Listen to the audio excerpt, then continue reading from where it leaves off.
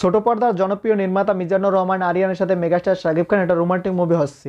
Hello friends, welcome back. আবার ফিরে আসলাম নতুন এক ব্রেনাস কথা হলো মেগাস্টার শাকিব খানের আরিয়ানের সাথে একটা মুভি হচ্ছে। আসলে কি এই মুভিটি হবে কি হবে না তা জানতে হলে ভিডিও শেষ পর্যন্ত দেখতে হবে, কারণ অল্প একটু দেখে চলে গেলে আপনারা জানতে পারবেন না যে আরিয়ানের সাথে রোমান্টিক মুভি হবে কি হবে না। তো চলুন ভিডিওটি শুরু করা যাক। মেগাস্টার শাকিব খান কিন্তু বর্তমানে অ্যাকশন ধরনের মুভি করতে, সেটা আমরা কিন্তু দেখছি। লাস্টে করেছে রোমান্টিক মুভি হিসেবে প্রিয়তমা, তারপর করেছে রাজকুমার। রাজকুমার কিন্তু ততটা রোমান্টিক ছিল না, সেটা একটা ইমোশনাল মুভি ছিল। সেই মুভিটাও কিন্তু মোটামুটি ভালো ছিল। বিভিন্ন জনরার মুভি করা ছিল, দরকার ছিল মেগাস্টার শাকিব খানের। রোমান্টিক মুভি, অ্যাকশন মুভি, এমনকি অন্য অন্য জনরার মুভি করাতে সাইকো টাইপের মুভি করা দরকার আছে, সেটা কিন্তু দরদ মুভিতে আমরা দেখেছি। ততটা সাইকো টাইপের ছিল না, কিন্তু আরও বেটার হতে পারতো। যেহেতু একের পর এক বিভিন্ন জনরার মুভি ট্রাই করতেছে মেগাস্টার শাকিব খান, আশা করি আরও সুন্দর সুন্দর মুভি আমরা দেখতে পারবো। এমনকি বর্তমানে মেগাস্টার শাকিব খান কিন্তু ছোট পর্দার পরিচালকদের সাথে কাজ করতেছে। প্রথম করেছিল হিমাল আশরাফের সাথে। হিমাল আশরাফ কিন্তু ব্যাপক সাকসেস মুভি দিয়েছিল আমাদেরকে, দুইটা মুভি দিয়েছে। দুইটা মুভি কিন্তু তার সাকসেস গেছে, একটা ব্যাপক সাকসেস গেছে, একটা মোটামুটি সাকসেস গেছে, সেটা কিন্তু আমরা সবাই দেখতে পেয়েছি। তারপর করেছে রাহান রাফির সাথে, সেও কিন্তু ছোট পর্দার নির্মাতা ছিল। এমনকি ইদানিং কয়টা মুভি করার পর কিন্তু মেগাস্টার শাকিব খানের সাথে কাজ করেছে এবং সেই মুভিটা কিন্তু ব্যাপক সাকসেস পেয়েছে। এমনকি বর্তমানে করতে আছে তার বরবাদ মুভি, সেটা কিন্তু একজন ছোট পর্দার নির্মাতা মেহেদি। মেহেদি কিন্তু প্রথম মুভি করতেছে, সেই মুভিটা কিন্তু মেগাস্টার শাকিব খানের সাথে। এমনকি বর্তমানে বাজ উঠেছে মেগাস্টার শাকিব খানের সাথে নাকি আরিয়ান একটা মুভি করবে, সেই মুভিটাও একজন ছোট পর্দার নায়িকা থাকতে চলেছে। এই মুভিতে আমি ছোট পর্দা পরিচালক কিন্তু আরিয়ান। এমনকি এই মুভিটা নাকি ইচ্ছারাই মুক্তি পাবে, কারণ ইচ্ছারা মুক্তি পেয়ে মেগাস্টার শাকিব খানের দরদ মুভি কিন্তু সুপার টুপার হিট হয়ে গেছে, সেটা কিন্তু আমরা সবাই জানি।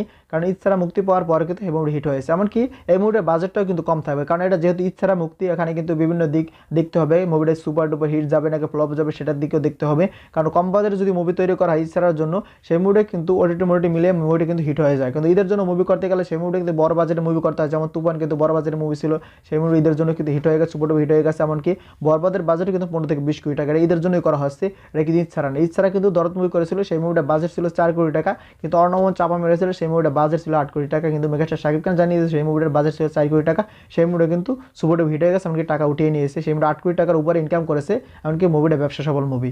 আরিয়ানের এই মুভিতে মেগাস্টার শাকিব খানের বিপরীতে নায়িকা হিসেবে দেখা যাবে নাজিন নাহার নিহাকে, একজন ছোট পর্দার অভিনেত্রী। তার অ্যাক্টিং কিন্তু মোটামুটি ভালো হয়, সে নাটক জগতে মোটামুটি জনপ্রিয়তা পেয়ে গেছে এবং সবাই কিন্তু তার অ্যাক্টিং পছন্দ করতেছে। ন্যাচারালি অভিনয় করে, কোনো ওভার অ্যাক্টিং দেখা যায় না। যদি মেগাস্টার শাকিব খানের সাথে তার এই মুভিটা হয় যে রোমান্টিক ধরনের মুভিটা, অবশ্যই এখানে আশা করি ভালো অ্যাক্টিং করবে। কারণ ইদিকা কিন্তু মেগাস্টার শাকিব খানের সাথে দুর্দান্ত অ্যাক্টিং করার জন্যই কিন্তু সে একজন নায়িকা হিসেবে খ্যাতি পেয়ে গেছে। এমনকি পরে কিন্তু খাদার নামে একটা মুভি করে ফেলেছে। এমনকি মেগাস্টার শাকিব খানের সাথে কিন্তু পরে আবার বরবাদ নামে মুভি করতেছে। কারণ মেগাস্টার শাকিব খানের সাথে নতুন কোনো নায়িকা কাজ করলে সেই নায়িকা কিন্তু নায়িকা হিসেবে খ্যাতি পেয়ে যায়, কারণ শাকিব খান মুভি করলে কিন্তু সেই মুভি সুপার ডুপার হিট। আর সুপার ডুপার হিট হয়ে গেলে একজন নায়িকার কাজের অভাব হয় না। যেমন ইদিকা পালের পরে কিন্তু ইদিকা পাল কিন্তু কয়েকটা মুভি পেয়ে গেছে, সেটা আমরা সবাই জানি। এমনকি কবি নামে একটা মুভি করেছে, সেই মুভিটা আসার কথা আছে এই ঈদে, দেখা যাক সেই মুভিটা ঈদে আসে কিনা। ঈদে আসলে অবশ্যই দেখা হবে কবির সাথে, যে কবিতে কেমন অভিনয় করছে ইদিকা। কারণ ইদিকা কিন্তু প্রিয়তমায় দুর্দান্ত অভিনয় করছে, সেটা আমরা জানি। তার জন্য কিন্তু সে সবার মনে একটা জায়গা করে নিয়েছে দুর্দান্ত অভিনয়ের জন্য। এখন দেখা যাক সেই বরবাদ মুভি দেখে সবার মনে একটা জায়গা করে নিতে পারে কিনা। আমি এই নিহা কি শাকিব খানের সাথে এই রোমান্টিক মুভিতে কেমন করতে পারে, সেটা অবশ্যই আপনার কমেন্টে জানিয়ে যাবেন। কারণ এটা আপাতত বাজ, এটা গুঞ্জনই আর কি আপাতত।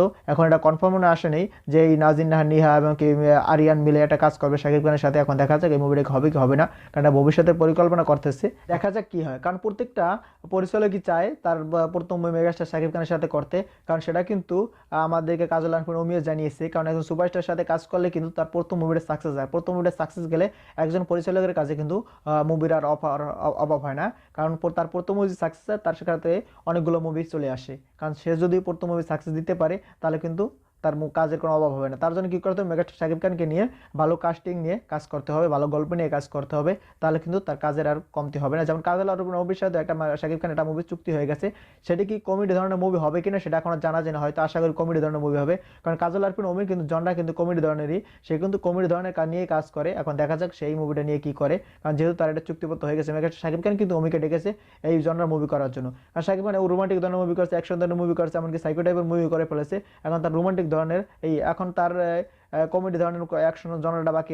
এখন দেখা যাক কমেডি জনরা শাকিব খান কেমন করে, আর এই অমির সাথে এই মুভিটা কেমন হতে পারে সেটা আপনার কমেন্টে জানিয়ে যাবেন। ভিডিও কেমন লাগলো অবশ্যই কমেন্টে জানিয়ে যাবেন। ভিডিও যদি ভালো লাগে বিশেষ করে সবাই ভিডিও দেখতে পারে।